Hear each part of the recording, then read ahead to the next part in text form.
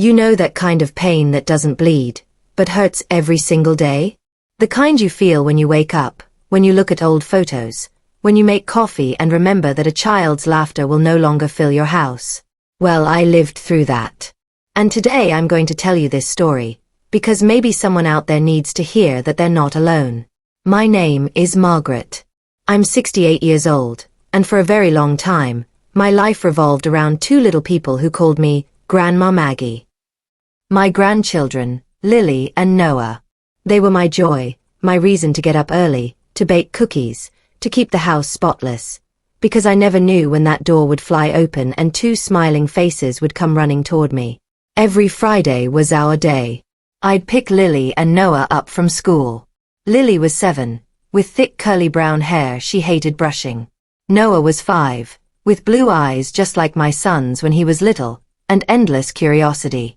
We'd go home, and while I prepared their snack, they'd tell me everything, absolutely everything. Who fought at recess, what cartoon they were watching, what the teacher said, what they wanted to be when they grew up.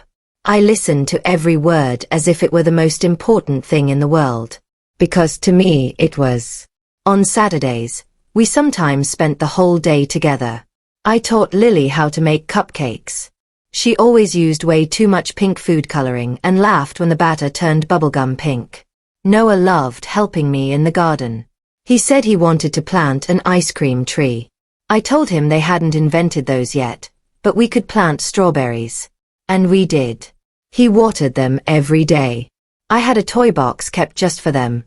Legos, dolls, little cars. Nothing expensive, but everything filled with love. I also had a photo album I put together with pictures of us. Lily loved sticking the stickers in. "Here, Grandma, here," she'd say, pointing at the page. Noah always wanted to write his name, even if it came out crooked. Friday nights were magical. I'd make popcorn, tuck them under a soft blanket on the couch, and we'd watch a movie. They always fell asleep before the end. I'd just sit there, looking at their peaceful little faces, breathing softly. I'd think, God, thank you for this. Thank you for giving me this moment. I loved being a grandmother more than anything I've ever been in my life. But then, everything changed. My son, Daniel, has always been a good man, hardworking, devoted. When he married Jessica, I really tried to like her. I truly did. She was polite on the surface, but there was something about her. A coldness. A way she looked at me like I was a nuisance. Like my presence in my own son's life was a problem that needed solving. At first, it was little things. She'd change plans without telling me. I'd show up to pick up the kids and she'd say, "Oh, Margaret, it won't work today. I forgot they had swimming lessons." Or, "They're tired, better for them to stay home." I accepted it. After all, she was their mother. I respected that. But our Fridays started becoming every other week. Then once a month. Then rare. The phone calls changed too. Before, Lily would call me almost every day from Jessica's phone. "Grandma, guess what? I got an A in math." Or Noah with his little voice. "Grandma, when are we making cookies again?" Suddenly, when I called, Jessica would answer and say, "They're busy right now, Margaret. Homework." Or, "They're playing, better not interrupt." I'd ask if I could call later. "I'll see," she'd say. And hang up. Visits became harder and harder. I'd suggest a Sunday. "Oh no, we have plans." A Saturday. "The kids have activities." Any day. There was always an excuse. One day I gathered the courage and asked Daniel, "Son, is everything okay? I feel like I haven't seen the kids in so long." He sighed. He sounded tired. "Mom, Jessica thinks you're spoiling them too much. She wants them to have a more structured routine." "But I don't interfere with their routine," I said, feeling a tightness in my chest. "I just want to be close to them. They're my grandchildren."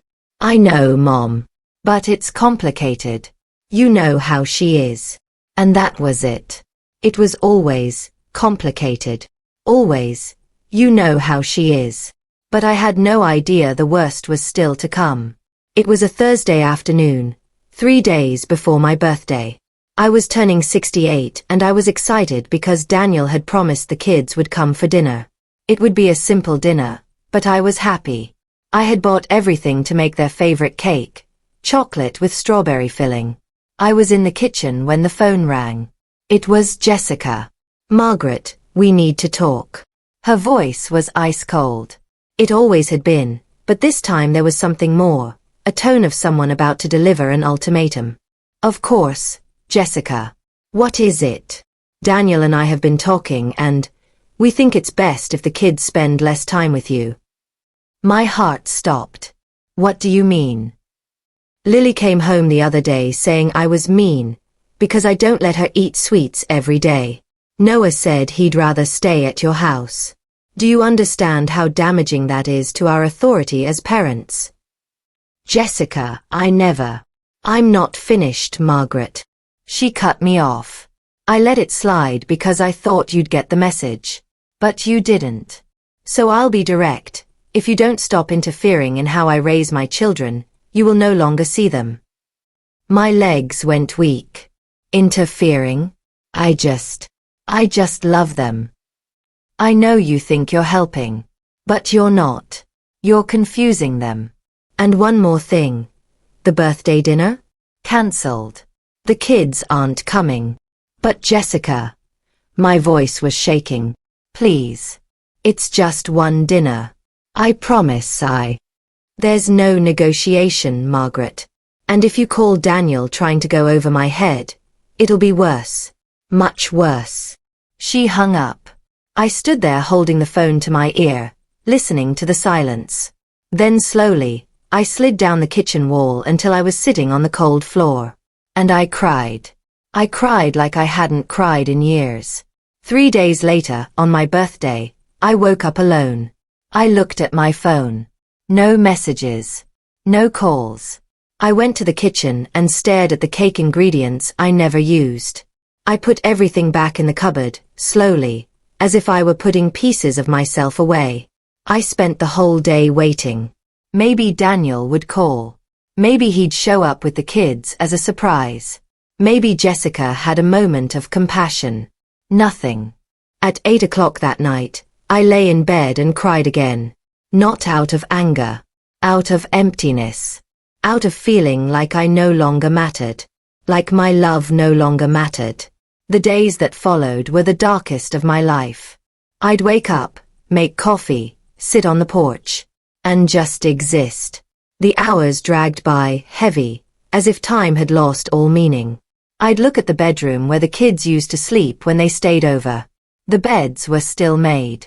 The stuffed animals they left behind were still there. I'd go into that room and just stand there, feeling their absence. The holidays were the same. Thanksgiving, I cooked a small turkey. Set the table for one. Ate in silence, staring at the empty chairs. I thought about how many times Lily had sat in that chair telling me about her day. How many times Noah spilled juice and I wiped it up laughing, saying it was no big deal. Christmas was worse. I bought them presents. I couldn't help it. I wrapped them carefully, wrote cards. To my beautiful Lily, with all Grandma Maggie's love. To my brave Noah, I love you to the moon and back. I tried calling. Jessica didn't answer. I texted Daniel. Nothing. I left the presents under my Christmas tree. I looked at them every day, hoping something. After New Year's, I finally unwrapped them and put them away. I wasn't going to send them. I didn't know if they'd even receive them. I didn't know if Jessica would allow it. February came. Lily turned 8. I sent a message. Happy birthday, my princess. Grandma loves you so much. Scene. No reply. March. Noah turned 6. Same thing. I kept living, but I wasn't alive. It was as if an essential part of me had been torn out and I was just functioning. But the worst was still to come. In April, I fell at home. I slipped in the bathroom and hit my head. I woke up in the hospital. I had a mild concussion, but the doctors wanted to keep me for 48 hours of observation. I called Daniel. He didn't answer. I texted, "Son, I'm in the hospital. Spring Valley Memorial. It's not serious, but I'm alone." He replied hours later, "Mom, sorry. Crazy day at work. You okay?" "Yes, but can you come see me?" "I'll try." He didn't come. I spent 2 days in that hospital room staring at the door, waiting. I imagined Lily walking in with a drawing for me. I imagined Noah bringing me flowers from the garden. Nothing. A kind nurse named Patty noticed. "Your family didn't come?" she asked gently. "They're busy," I said, forcing a smile. She squeezed my hand. "I'm so sorry, dear." When I was discharged, I took a taxi home. I walked in, locked the door, and stood in the dark, letting the silence swallow me. May came. I found out through a neighbor who knew Jessica that Lily was graduating from 2nd grade and there was a ceremony at school. My heart leapt. I could go. It was a public event, right? I could at least see my granddaughter from afar. I got dressed. Put on my prettiest blue dress, the one Lily said made me look like a princess. I arrived early and sat at the back of the auditorium. The ceremony began. The children walked in. And there she was. My Lily. Taller, hair in a ponytail. She was beautiful. Smiling. My heart swelled with pride and pain at the same time. Then Jessica saw me. She stood up and marched over, furious. "What are you doing here?" I came to see my granddaughter," I whispered. "You weren't invited. It's a public ceremony, Jessica.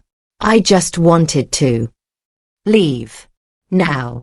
She was almost shouting. People started looking. I stood up, ashamed, and walked out. I heard Lily call, "Grandma," but I didn't look back. I couldn't. I cried in the car for an hour before I could drive home. I thought that was rock bottom. I was wrong. In June, Daniel called. His voice sounded strange, distant. "Mom, I need to tell you something." My heart raced. "What is it? Are the kids okay?" "They're fine. But we're moving." "Moving? Where?" "To Portland. Jessica got an amazing job offer. It's an opportunity we can't pass up." "Portland? The other side of the country." "Daniel, please. Don't do this. I won't be able to see the kids." "Mom, this isn't about you. It's about our family. I am your family." I was crying now. "Please, son. Don't take my grandchildren away. They're all I have." "Mom," he sighed. "Look, you can visit them. Whenever you want. Whenever I want." "Daniel, you know that's not true. You know Jessica won't allow it." He was silent. "Daniel." "Mom, I have to go. I'll call you later." He hung up. The move happened in July. I found out because a neighbor saw the moving truck. I wasn't invited to say goodbye. My house became even emptier after that. I cleaned the kids' room every week even though I knew they weren't coming back. I looked at the photos. I read the cards Lily had made for me years ago. I tried calling. Jessica blocked my number. I sent letters. They were returned, moved, address unknown. I sent Facebook messages. I was blocked. I was invisible, erased from their lives. The months passed like a gray fog. I lost weight. I stopped cooking. I stopped tending the garden. What was the point? For whom? My friends tried to cheer me up. "Margaret, you need to live your life. Travel. Do things for yourself." But how? How could I live knowing that 2 pieces of my heart were walking around out there, far away, probably forgetting me? That's how it was until November. November of the following year. Almost 2 years since everything began. I was at the grocery store when my phone rang. Unknown number. I almost didn't answer. But something made me pick up. Hello, Grandma Maggie. My world stopped. Lily. Yes, Grandma. It's me. I started crying immediately. Oh my God. Oh my God, Lily. Where are you? Are you okay? I'm okay, Grandma. I'm calling in secret. From my friend's house. Her mom let me use her phone. Why in secret, my love? She started crying too. Because Mommy said you didn't want to talk to us anymore. That you got mad and left. My heart shattered into 1,000 pieces. Lily, listen very carefully to what I'm about to tell you. I was never ever mad at you or Noah. I love you both more than anything in this world. I tried calling, I tried sending letters, I tried everything. But your mom, she wouldn't let me. She sobbed. I knew it. I knew it was a lie. I missed you every day, Grandma. Every single day. Me too, my princess. Every single day. Noah too. He cries at night. He says he wants to go back to your house, eat cookies, and plant strawberries. I was crying so hard I could barely breathe. Lily, can you give me your address? I need to see you. I don't know it by heart, Grandma. But I'll find out. I'll call again, I promise. Lily, wait. But she had already hung up. I stood there in the middle of the grocery store, holding the phone, shaking. An older lady came up to me. Are you okay, dear? I looked at her and smiled through my tears. Yes. For the first time in years, I am. Lily called again 3 days later. This time with the address. And she told me more. She told me that Jessica and Daniel were fighting all the time. That Jessica's job hadn't worked out. That they were having money problems. That Jessica was stressed all the time and took it out on the kids. She yells a lot, Grandma. At Daddy, at me, at Noah. She says we're ruining her life. My blood boiled. And Daddy? I asked. Daddy works all the time. He's almost never home. When he is, he and Mommy fight. 2 weeks later, I got another call. But this time it was Daniel. Mom. His voice was broken. Mom, I messed everything up. Daniel, what happened? Jessica left me. She's gone. She said she can't do it anymore. That marriage and kids weren't for her. She just packed her things and left. I should have felt anger. Maybe satisfaction. But all I felt was sadness. And the kids? I asked. They're with me. But I don't know what to do, Mom. I work all day. I have no one here to help. I'm lost. I took a deep breath.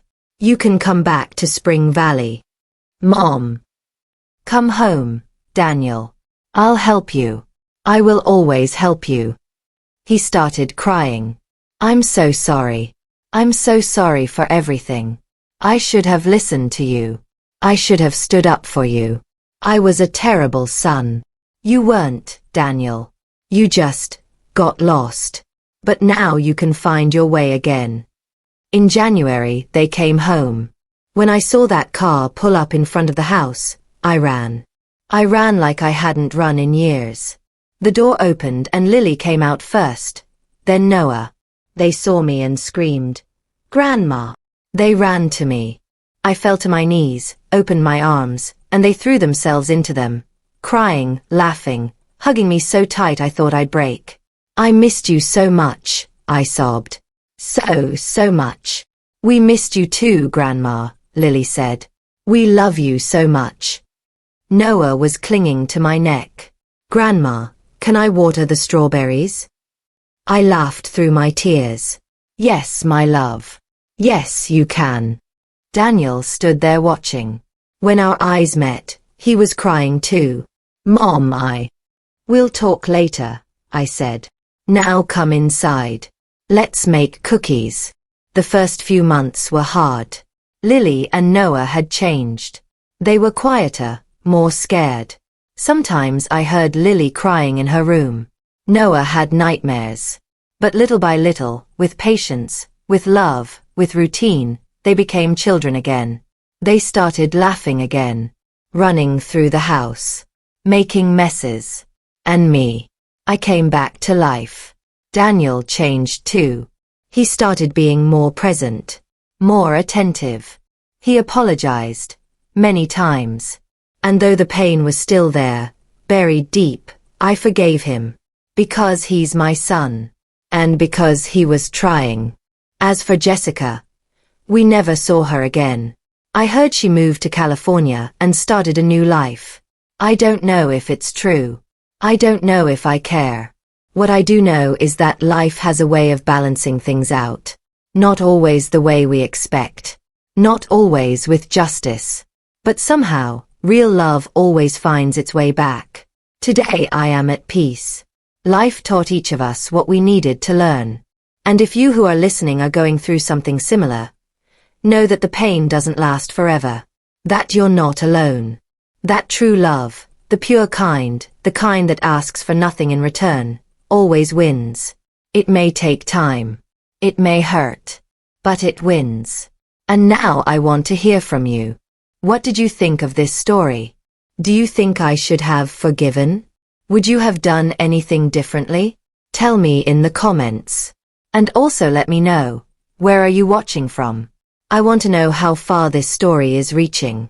If you liked it, if this story touched your heart in any way, please subscribe to the channel, leave a like below, and share it with someone who needs to hear it. Sometimes we just need to know we're not alone in our pain. Thank you for listening. Thank you for being here. A kiss straight to each of your hearts. And remember, love always finds its way back.